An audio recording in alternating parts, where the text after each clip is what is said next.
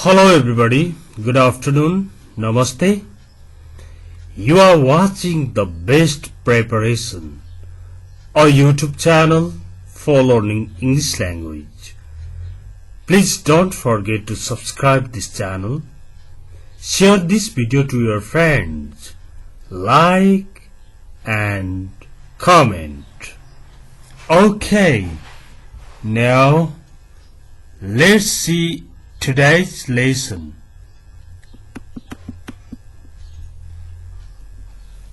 आजको यस लेसनमा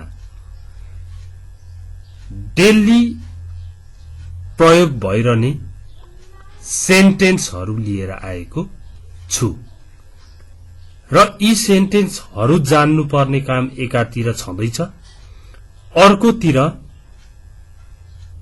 आज यसरी सिक्नुपर्ने छ सधैँको लागि अंग्रेजी बनाइराख्ने। ओके, अब यो फर्स्ट स्लाइडले अर्कै कुरा सिकाइरहेको छ, सेकेन्डले अर्कै, थर्डले अर्कै गरेर अघि बढ्ने हो र नेपालीमा नभए पनि नेपालीमा आवश्यक भए तपाईले लेख्न सक्नुहुन्छ, टिप्न भ्याइहाल्नुहुन्छ। ओके, अब यहाँ हेर्नुहोस् है, यहाँनेरि विथ केयर भन्ने शब्दलाई जोड दिइराखेको छ। Please carry my suitcase with care. Okay, please carry my suitcase carefully पनि हुन्छ, please carry my suitcase with care. यसरी विथ केयर भनेर केयरफुल्ली को ठाउँमा विथ केयर, होशियार साथ भन्ने शब्दमा होशियार साथ बोक्दिनु है मेरो सुटकेस। Okay, please carry my suitcase with care. अनि यहाँ चाहिँ यसलाई फोकस गरेको छ, myself. I will carry this handbag myself. Okay, you have two, one suitcase, another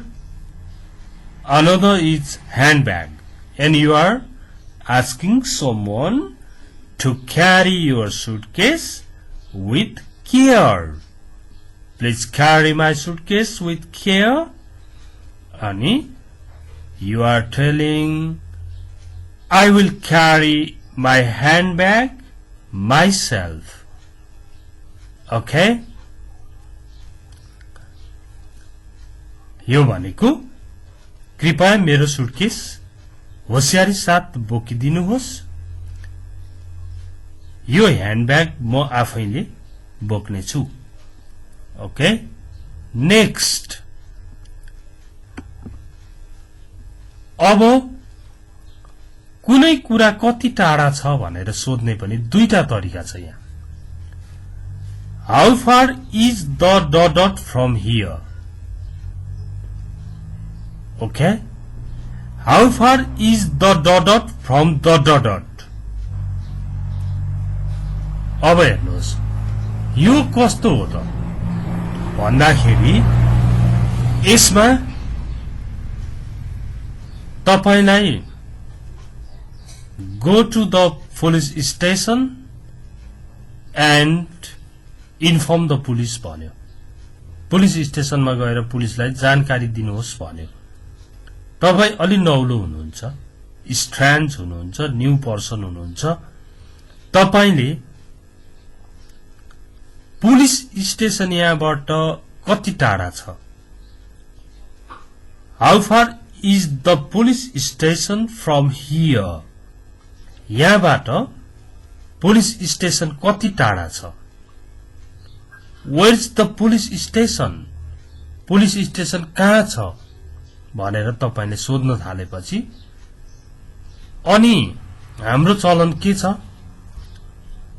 त्यो पुलिस स्टेशन त अब सानो हुन्छ, त्यसको छेउछाउमा केही नाम चलेको हुन्छ नि। अब सपोज पुलिस स्टेशन महाराजगंजमा छ अरे, हेर्नु है, is in Maharajganj भन्यो Maharajganj where is it in Maharajganj Maharajganjमा कहाँनेर भन्न थाल्यो Have you seen the teaching hospital तपाईले टिचिङ हस्पिटल देख्नु भएको छ Yes I have छ त्यो हस्पिटलबाट चाहिँ कति टाढा छ नि यहाँ हेर्नु How far is the police station from the hospital? How far is the police station from the hospital? Hospital बाट कति टाढा छ It's near the hospital. It's just behind the hospital. यो हस्पिटलकै पछाडी छ Everyone will show you. सबैले देखाइदिन्छन् That's okay. त्यसो भने ठिकै छ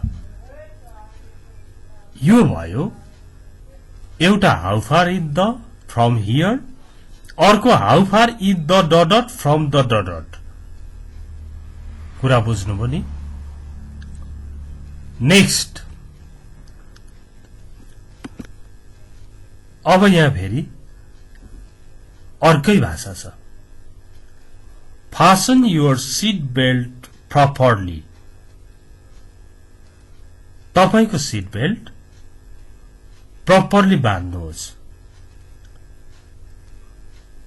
Fasten means बाँध्नु ओके properly भनेको राम्ररी तपाईको सीट बेल्ट राम्ररी बाँध्नुहोस् है Fasten your seat belt properly. यसबाट फासन भनेको बाँध्नु हो टाई भन्दा बढी युज हुन्छ यस्तो काममा भनेर फासन सिकाउन खोजिराखेको छ अब यसलाई टी बाट स आउँछ भन्ने त हामीले सरी निकै नै पढिसकेका छौं फासन भयो यो लिसनमा पनि त यस्तै हुन्छ होइन त त्यहाँको टी पनि लिसन भनिन्छ LISTEN भन्दा लिसन भन्नुपर्छ त्यस्तै fasten your seat belt properly okay अनि यहाँनेरि उसले आफ्नो feeling I hope you've enjoyed your trip मलाई आशा छ हजुरले आफ्नो ट्रिप रमाइलो गर्नु भएको छ भनेर आफ्नो आशा व्यक्त गरेको छ यहाँ ओके यो घर भित्र भन्दा बाहिरको अंग्रेजी हो यो आजको कमन चाहिँ त्यो छ हेर्नुहोस् है अब सधैँको लागि अंग्रेजी बनाएर राख्ने भनेको चाहिँ यस्तो खालको यो ठाउँमा म कसरी पुग्न सक्छु भन्ने कुरालाई तीनवटा जानेर राख्ने त्यही प्रयोग गरिरहने धेरै जान्ने पनि राम्रो तर कम्तीमा प्रत्येक कुरालाई म फलानु ठाउँ कसरी पुग्न सक्छु भन्नु पर्दा how do I get to भनेर ठाउँको नाम भन्नुहोस् अथवा Could you tell me the way to भनेर ठाउँको नाम भन्नुहोस् अथवा Could you show me यो me हो Could you show me the way to भनेर सोध्नुहोस् यो तीनवटा सिक्नुहोस् त्यो अघिको मान्छेले पनि यो प्रयोग गर्यो भने हुन्छ How do I get to the police station? अथवा तपाई भक्तपुर दरबार स्क्वायर डुल्न जाँदै हुनुहुन्छ भने How do I get to Bhaktapur दरबार स्क्वायर भनेर सोधे पनि भयो Could you tell me the way to Bhaktapur दरबार स्क्वायर भनेर सोधे पनि भयो Could you show me the way to the Bhaktapur दरबार स्क्वायर भनेर भने पनि भयो। म भक्तपुर दरबार स्क्वायर कसरी पुग्न सक्छु बताइदिनुहोस् भने जस्तो भयो। यो चाहिँ मलाई भक्तपुर दरबार स्क्वायर जाने बाटो देखाइदिन सक्नुहुन्थ्यो कि भयो। बताइदिन सक्नुहुन्थ्यो कि भयो। यो चाहिँ मलाई भक्तपुर दरबार स्क्वायर जाने बाटो देखाइदिन सक्नुहुन्थ्यो कि भन्ने भयो। यसरी एटलिस्ट तीनवटा स्ट्रक्चर थाहा छ भने त बोल्नमा गाह्रो हुँदैन। तपाईले पनि यस्तै सेन्टेन्सहरू बनाउनु पर्यो। नेक्स्ट हेर्नु है, यो तरिका छ। अब अघिको मान्छे महाराजगंज टिचिङ हस्पिटलमा पुग्यो। छेउमा उनले सोध्दैछ एकजना मान्छेलाई, do you know where the police station is भने पनि भो। Do you know where the police station is please भनेर भने पनि भयो। पुलिस स्टेशन कहाँनेरि छ हजुरलाई थाहा छ भनेको पनि हो। अब यहाँ हेर्नु, can you tell me where the police station is please भनेर प्रयोग गरे पनि हुन्छ। यो चाहिँ पुलिस स्टेशन कहाँनेरि छ हजुरलाई थाहा छ भयो। यो चाहिँ पुलिस स्टेशन कहाँनेरि छ मलाई बताइदिन सक्नुहुन्छ भयो। Can you tell me where the police station is please भनेर भनेको। ओके, यिनीहरू दुईटै इनडाइरेक्ट क्वेशनका उदाहरणहरू हुन् र धेरै प्रयोग हुनेमा पर्छन्। अब यो जानु, यो चाहिँ के हो भने अफिस कति बजी खुल्छ भन्नु पर्यो, अथवा टिकट काउन्टर कति बजी खुल्छ भन्नु पर्यो। लाइब्रेरी जाँदा बन्द छ, बन्द भइसक्यो भन्यो, कति बजी खुल्छ यो खासमा भनेर सोध्नु पर्यो भने दुईटा स्ट्रक्चर, एउटा वस्तुलाई हो भने यो, धेरै वस्तुलाई हो भने यो। जस्तो what time does the library open, library चाहिँ कति बजी खुल्छ भयो। अब पसलहरू कति बजी खुल्छन् भन्नु पर्यो भने धेरैवटा हुँदाखेरि डु आउँछ। What time do the shops open, पसलहरू कति बजी खुल्छन्। Okay, what time does the कुनै पनि कुरा। Okay, what time does the library open, library कति बेला खुल्छ। What time do the shops open, पसलहरू कति बजी खुल्छन्। अनि बन्द हुन्छमा पनि यही लाउनुहोस्। What time does the library, your shop, this station close, कति बजी बन्द हुन्छ। यहाँ क्लोज बनाउने मात्र हो। What time do the shops close, पसलहरू कति बजे बन्द हुन्छन्। यसरी यो पनि हामीलाई दैनिक जीवनमा चाहिरहने सेन्टेन्सहरूमा पर्छन्। अब यो direct question, where is the please, हेर्नु है, where is the bank please, bank कहाँ छ भनेको। अब तपाईलाई एटीएमबाट पैसा झिक्नु पर्यो, नियरेस्ट कुरा नै हामीलाई चाहिन्छ, सबभन्दा नजिकै कुरा हामीलाई आवश्यक पर्छ। त्यसो हुँदा Where is the nearest bank, please? यहाँ सबभन्दा नजिकैको ब्याङ्क कहाँ छ? Where is the nearest hospital, please?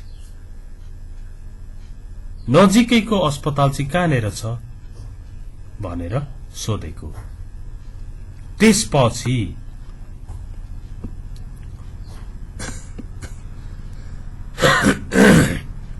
अब यो चाहिँ कति बजी हिँड्छ भन्ने अर्थमा एउटा चीज हैन, यहाँनेर हेर्नु त कति बजी हिँड्छ कति बजी पुग्छ है। तपाईको अब ल बस कति बजी हिँड्छ भन्दा What time does the bus leave? कति बजी छुट्छ? अनि सपोज तपाई बेनी जाँदै हुनुहुन्छ, कति बजी चाहिँ त्यहाँ पुग्छ त? What time does the bus get there? बस त्यहाँ कति बजी पुग्छ? यो छुट्छ, यो पुग्छ। गेट पनि पुग्नु भन्ने अर्थमा पनि धेरै प्रयोग हुन्छ। यो पढेरै मात्र जानिने कुरा हो। What time does the bus leave? बस कति बजी छुट्छ? What time does the bus get there? बस त्यहाँ कति बजी पुग्छ? अब हेर्नु त, अब तपाई सपोज काठमाडौँबाट गाडी चढ्नुभयो, काकड़भिट्टा जानु छ। गुरुजी, how long does it take to get to काकड़भिट्टा? गुरुजी, काकड़भिट्टा जान कति समय लाग्छ? It takes about 16 hours or 14 hours if there is no disturbance. कुनै डिस्टर्बेन्स भएन भने त्यस्तै 16 घण्टा लाग्छ। अब यहाँ हेर्नु त, म झ्यालको छेउको सीट पाउन सक्छु। Can I have a seat by the window? कसैलाई त झ्यालको छेउमा बस्ने हुन्छ। Can I have a seat by the window? म झ्यालको छेउको सीटमा बस्न सक्छु, झ्यालको छेउको सीट पाउँछु, त्यस्तो अर्थमा यहाँ लागेको छ। Can I have a seat by the window? भनेर प्रयोग गरिएको छ। have को व्यापक प्रयोगमा पर्छ यो। अनि यसको कति हो, यसको कति पर्छ? How much is it? यसको कति हो? अब यो ज्याकेटको कति हो भन्दा चाहिँ How much is this jacket? यो ज्याकेटको कति हो? अनि कति पर्छ भन्दा चाहिँ How much does it cost? यसको कति पर्छ? ल्यापटप देखाउनु पो, How much does it cost? अथवा How much does this laptop cost? यो ल्यापटपको कति पर्छ? Okay, How much is it भन्ने ठाउँमा How much is this jacket? How much is a kg of sugar? 1 KG चिनीको कति पर्छ, कति हो भन्दा चाहिँ How much is a kg of sugar? भन्दा पनि भयो। 1 केजी चिनीलाई कति पर्छ भन्दा चाहिँ How much does a kg of sugar cost? 1 KG चिनीलाई कति पर्छ? यसरी अलिक व्यापक रूपमा इट मात्रै हुँदैन, जे पनि भन्न पाइन्छ भनेर सोच्नु पर्यो। अब maybe the last one. अब यहाँ कलर को स्पेलिङ COLOR छ COLOUR गरौँ हेरौँ है ए रेड लगाइदियो अन्डरलाइन किन यस्तो हुन्छ भन्दाखेरि अब माइक्रोसफ्ट कर्पोरेसन USA यो कम्प्युटरले चाहिँ US इंग्लिशलाई सपोर्ट गर्छ यसमा मात्र होइन फोरमा पनि कलरमा पनि फेभरेटमा पनि यस्ता धेरै शब्दहरू छन् CENTRE लेखो भने पनि कलर रालिदिन सक्छ CENTER भन्ने ओके बनाइदिन्छ अब यो के हो त भनेर राइट क्लिक गर्दाखेरि COLOR भन्छ यसरी ब्रिटिश इंग्लिश र अमेरिकन इंग्लिश बीचमा पनि फरक हुन्छ हेर्नुहोस् है I don't like this color म यो रङ मन पराउँदिन Do you have different color तपाईसँग फरक कलर छ Do you have different color तपाईसँग फरक कलर छ अर्को कलर छ भिन्न कलरको छ Why I don't like this color मलाई यो कलर मन पर्दैन यसरी आज हामीले केही सेन्टेन्सहरु प्र्याक्टिस गर्यौं okay That's the end of this short video हजुरलाई कस्तो लाग्यो लाइक कमेन्ट पनि गर्नुहोस् र साथीलाई शेयर गर्न पनि नभुल्नु होला Thanks for watching this video Take care bye bye